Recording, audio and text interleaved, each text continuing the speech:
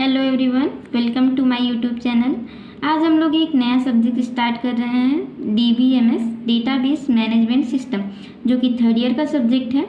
तो इसमें सबसे पहले हम ये देख लेते हैं कि डेटाबेस मैनेजमेंट सिस्टम होता क्या है। तो यहाँ सबसे पहले क्या है, डेटा। तो डेटा क्या होता है, facts, data etc that are stored. Facts, figure, यानी कि कोई भी फैक्ट, कोई भी मान लो कोई भी इंफॉर्मेशन जो हमारे लिए यूज़फुल हो, उसी को हम डेटा बोलते हैं। जैसे मान लो अगर हम लोग अभी तक सी पढ़े हैं तो उसमें ये देखा है 2 नंबर को अगर हमें ऐड करना होगा तो 2 नंबर को ऐड करने के लिए पहले हमें वो नंबर पता होना चाहिए। मान लो 10 और 20 को हमें ऐड करना है, तो ऐड किसको करना है, 10 और 20 को। तो ये इन्फॉर्मेशन ही तो हुआ जिसको हमें जिस पे प्रोसेस करना है, यानी कि ये हमारे लिए यूज़फुल इन्फॉर्मेशन है, इसी पे हमें प्रोसेस करना है, इसी को ही ऐड करना है। तो इसको हम क्या बोलते हैं, डेटा। नेक्स्ट है डेटाबेस। डेटाबेस क्या होता है, कलेक्शन ऑफ रिलेटेड डेटा, यानी कि कोई भी डेटा, जैसे मान लो आप लोग की क्लास में 5 सब्जेक्ट हैं, तो मान लो आपकी क्लास में बस 2 टीचर पढ़ाते हैं, खुशी मैम और बिन्नी मैम। मतलब कि खुशी मैम जो है वो आप लोग को कंपाइलर और HCI पढ़ाती है, बिन्नी मैम आप लोग को DBMS, कंप्यूटर ग्राफिक्स एंड डा पढ़ाती हैं। तो टोटल 5 सब्जेक्ट हो गए, यानी कि HCI कंपाइलर। तो ये टोटल 5 सब्जेक्ट्स हैं। 2 सब्जेक्ट आप लोग की खुशी मैम पढ़ाती हैं और ये 3 सब्जेक्ट बिन्नी मैम। तो अगर आप लोग को पास होना है तो ये 5 सब्जेक्ट पढ़ने पड़ेंगे।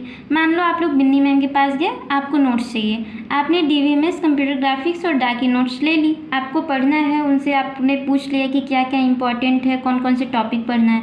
बट क्या इन्हीं 3 सब्जेक्ट से आपका थर्ड ईयर जो है वो थर्ड ईयर आपका निकल जाएगा? ऐसा नहीं है, आपको ये 2 सब्जेक्ट भी पढ़ने पड़ेंगे। तो आप मैम से पूछे कि मैम खुशी मैम कहाँ हैं, तो आप उनके पास गए और ये दोनों सब्जेक्ट के नोट ले लिए और इसको आपने इसकी सारी इन्फॉर्मेशन, यानी कि कौन से टॉपिक इंपॉर्टेंट है, ये सब ले ली। तो ये जो 3 सब्जेक्ट हैं और ये 2 सब्जेक्ट हैं, यानी कि ये दोनों डेटा एक दूसरे से रिलेटेड हैं कि नहीं, तो इसी को बोलते हैं कि कलेक्शन ऑफ रिलेटेड डेटा। एक और एग्जांपल हम देख लेते हैं। जैसे मान लो आप किसी इंटरव्यू में गए या फिर कोई आप फॉर्म फिलअप कर रहे हैं, तो जब आप कोई फॉर्म फिलअप करते हैं तो सबसे पहले रजिस्ट्रेशन करते हैं। रजिस्ट्रेशन करते टाइम आपका आधार ID ये सब मांगता है, इसके बाद रजिस्ट्रेशन हो जाता है। बट आगे के प्रोसेस करने के लिए हमें 10th की मार्कशीट, 12th की मार्कशीट एंड रिज्यूमे ये सब चाहिए होता है। तो इन सबको जहाँ पे आप स्टोर किए रहते हैं, तो एक फाइल यानी कि एक फ़ोल्डर में स्टोर कर लिया आप अपने नाम से। मान लो आपका नाम कुछ भी है, मान लिया कि आपका नाम बिन्नी है, आपने अपना सारा डेटा एक फ़ोल्डर में स्टोर कर लिया जिसका नाम रख दिया बिन्नी। तो बिन्नी से रिलेटेड सारे जो जितने भी डेटा होंगे आपको बिन्नी नाम के फ़ोल्डर में मिलेंगे। तो इसको क्या बोलेंगे कि ये कलेक्शन ऑफ रिलेटेड डेटा है जिसका नाम है बिन्नी। तो ये हो गया डेटाबेस, बिन्नी नाम का डेटाबेस। नेक्स्ट है डेटाबेस मैनेजमेंट सिस्टम।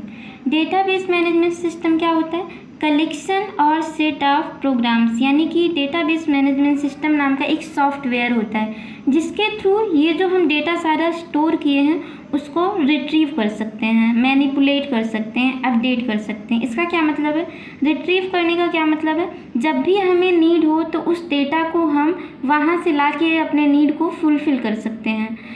अपडेट यानी कि अगर हमें कुछ एडिट करना हो, यानी कि उसमें उस डेटा में कोई दिक्कत हो, उसमें कोई मान लो आपके रिज्यूमे में कोई प्रॉब्लम हो, तो हम उसको एडिट कर सकते हैं, उसको अपडेट कर सकते हैं और उसको मैनिपुलेट कर सकते हैं। इसी को बोलते हैं डेटाबेस मैनेजमेंट सिस्टम। तो DBMS पढ़ने से पहले हम डेटाबेस मैनेजमेंट सिस्टम को देख लिए हैं। अब DBMS में 5 यूनिट है। सबसे पहला यूनिट जिसमें हम बेसिक पढ़ेंगे, जो कि पूरा थियरी पार्ट है और कुछ उसमें लॉजिकल चीज़ें भी हैं, जिसको हम नेक्स्ट वीडियो में पढ़ेंगे और नेक्स्ट वीडियो से ही हम अपना यूनिट 1 स्टार्ट करेंगे। तो आज के लिए बस इतना ही। Thank you.